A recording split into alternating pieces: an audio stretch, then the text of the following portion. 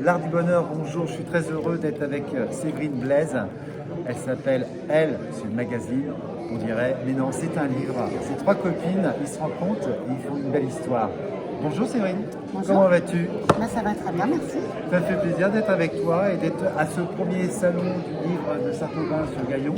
Et c'est ton deuxième livre. C'est ça. Le premier, c'était des petites chroniques autobiographiques sur ma vie quand j'avais 45 ans. Maintenant, je suis un petit peu plus vieille. Tu les fais pas. Merci. J'ai 48 quand même. Hein?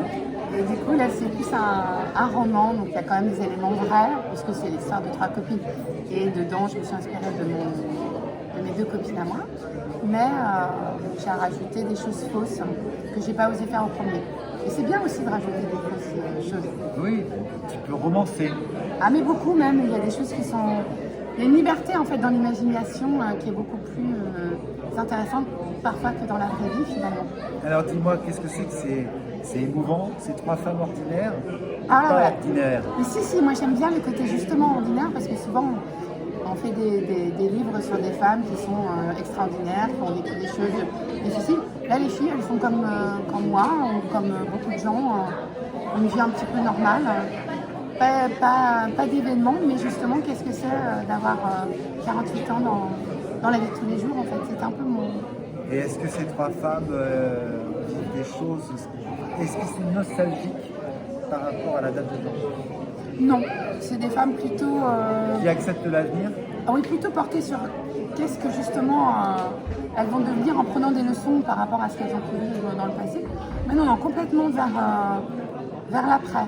Alors, il y a quand même dans ce livre, il y a le divorce, il y a la maman qui est quand même très proche, mais à la fois solo. Alors c'est ça, donc trois personnages, donc en fait, dans la vraie vie, c'est le cas de mes copines, c'est-à-dire moi je suis la divorcée, 2 enfants, et puis il y a ma copine qui est célibataire sans enfants, et mon autre qui a 3 filles. Et c'était intéressant, il m'a semblé de faire un livre sur qu'est-ce que c'est de vivre le quotidien de ces 3 femmes, et avec en point commun leur amitié, donc elles se retrouvent de temps en temps au restaurant ou après dans la maison sur Pour décompresser. oui, Voilà, puis pour se partir en raconter, week-end. voilà, être femme. Quand on est maman, des fois c'est difficile de... Et ces trois femmes sont toutes célibataires ou enfin ils ont des enfants, mais est-ce qu'ils sont aussi accompagnés de quelqu'un à la date d'aujourd'hui ou pas du tout? Alors, c'est pas évident de gérer ça. c'est ça. Est-ce qu'on peut être célibataire, d'avoir été marié, divorcé et d'avoir un enfant? Oui, ça arrive souvent même. Et ça arrive souvent. C'est vrai que quand on écoute les gens à la date d'aujourd'hui, quand on voit des parents qui ont 50 ans, 60 ans de mariage, qu'est-ce que c'est beau. Maintenant, les gens en divorce pour rien. Alors, Est-ce qu'on l'explique dans ce livre? moi j'ai deux. Il y a aussi rester par habitude aussi. Alors moi j'ai été mariée 22 ans, donc j'ai aussi ce regard sur qu'est-ce que c'est que la vie de couple, quand finalement on ne partage plus rien non plus. Donc peut-être que certains aussi qui ont 60 ans restent ensemble, mais est-ce qu'ils ont toujours cette flamme indispensable à vivre ensemble? C'est la question qu'on peut se poser aussi. Donc rester pour rester, c'est pas forcément intéressant. Par contre, rester pour se challenger chacun l'un Partager, l'autre. dialoguer, c'est important. Exactement. Je pense que Et c'est puis ça se qu'il donner faut. envie aussi. Se donner envie. Voilà. Envie de continuer. Donc pas seulement rester sur ses acquis, mais se dire rien n'est acquis. En fait, Rien peut-être n'est que acquis. c'est ça. Rien n'est acquis. C'est Rien ça. n'est acquis. Alors, Séverine, tu vas écrire un troisième peut-être? Alors pour l'instant, pas projet. du tout. C'est pas Pas prévu. du tout. Non. À chaque fois, de toute façon, j'en ai fait un, j'avais déjà arrêté. Là, je fais le deuxième, je me dis ouais, c'est bon. Je trouve ça très très angoissant l'écriture en fait. Donc, Toi, ça a fait du bien d'écrire.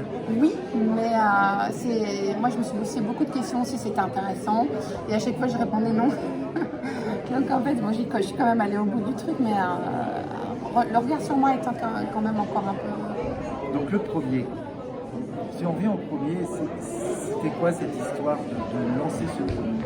Bah, le premier, c'est justement, dans toute première fois, il y a un côté complètement inconscient. Donc j'y suis allée en me disant, bon ouais, on me propose, parce que là, on est venu me proposer de faire ce livre-là avec des chroniques. Voilà, je n'ai pas vu du tout de stress, au contraire, ça a été très facile, j'ai écrit très facilement. Mais comme souvent, en fait, on prend conscience qu'après, en fait. C'est du premier, en fait. C'est ça, parce que, Une fois qu'il est établi. c'est ça. En fait, je l'ai vendu à 700 exemplaires, donc c'était plutôt une réussite. Du coup, bizarre que ça marche. Et en même temps, du coup, coup, je me suis mis la pression peut-être pour le deuxième en me disant qu'il ne fallait pas que je déçoive ceux qui éventuellement ont bien aimé le premier, quoi. Donc du coup, j'étais moins dans l'inconscience ou Donc là, l'insouciance. là, Séverine, c'est le elle. Oui. Le prochain, ce sera peut-être lui. Alors, j'aimerais bien, sérieusement, Ça hein, peut être sympa. parce que justement, interviewer des hommes pour savoir, parce que les femmes ont peut-être plus de facilité à parler. Je ne sais pas. Ça dépend lesquels. Ouais, ouais. En tout cas, je trouve que ça serait marrant. C'est un challenge Voilà, que bah, je lui lance. Voilà. Elle Avis et aux lui. hommes qui auront envie de m'aider dans cette démarche. Eh bien, écoute, avec grand plaisir. Il y a peut-être des gens qui vont venir justement te voir Voilà. sur les prochains salons. Les prochains salons, parce que tu fais quand même pas mal de salons. Alors, c'est du livre. Saint-Ouen de Touberville dans 15 jours. C'est Saint-Ouen de Touberville dans 15 jours dans l'heure. dans l'heure, oui. Le 23 octobre. D'accord. Et tes livres, on peut les retrouver où? Ah bah, sur toutes les plateformes en ligne, il n'y a pas Sur de les, problème. Ouais. sur les plateformes, donc Amazon aussi. Oui, oui. Tout le monde Amazon, voilà. Fnac. La Fnac et tout. Maintenant, je vais te poser, est-ce que tu connais le questionnaire de Proust? Ah non, mais moi, je n'ai pas préparé. Ah, ben, le questionnaire de Proust, c'est tout simplement. Oui, mais d'accord, mais Voilà. j'ai l'air intelligente quand même. Non, mais on t'écoute, tu sais que c'est enregistré. On est en direct. Alors, Ok. si ton auteur favori? Ah, Agatha Christie, en fait. Moi, j'ai beaucoup aimé Agatha Christie. Je trouve qu'elle a une vision de l'être humain très, très pertinente, très pointue. Ton principal défaut? Désordonnée. Désordonné? C'est Terrible. normal, c'est elle. Voilà. Voilà. C'est Et ça. donc après, ton principal trait de caractère? Spontanée, du coup. Spontané. Ouais. Ça, je confirme. Ouais, non, mais ça reste. C'est marrant parce que souvent, quand on me rencontre, quand on m'a connue quand j'avais 20 ans, là j'en ai 48, on trouve que j'ai pas tellement changé. C'est je trouve que j'ai gardé ce côté. Âme d'enfant, parce que justement, tu es prof d'école. Oui, je pense que peut-être que les enfants conservent. Voilà. Et C'est donc, ça. tu as quelle classe en fait J'ai les CM1. Les CM1. Ouais, ils sont adorables. Ils sont adorables. Ouais, moi j'adore mon travail. Bah oui, on veut Ouais. ça. Alors justement, la dernière question, c'est pour toi, c'est quoi le bonheur? Alors c'est intéressant parce que j'ai lu, alors c'est pas de moi, c'est Albert Camus, qui dit que le bonheur c'est l'adéquation entre l'être et la vie qu'il mène. Et je trouve que c'est une super définition. Donc je suis heureuse. Être bien dans ses baskets, être Voilà. bien dans sa Dans ce tête. qu'on est, on peut avoir envie d'autre chose, de dire ce que j'aime, moi j'aime bien. Donc elle est libre. Max aussi. Max aussi.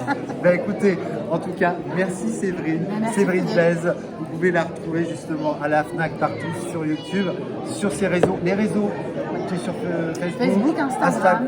et tout. En tout cas, venez la découvrir. Voilà. Lire est important, c'est Oui. la culture de nous tous. Prenez soin de vous. Je vous dis à très bientôt et partagez le bonheur. Ciao, ciao, ciao.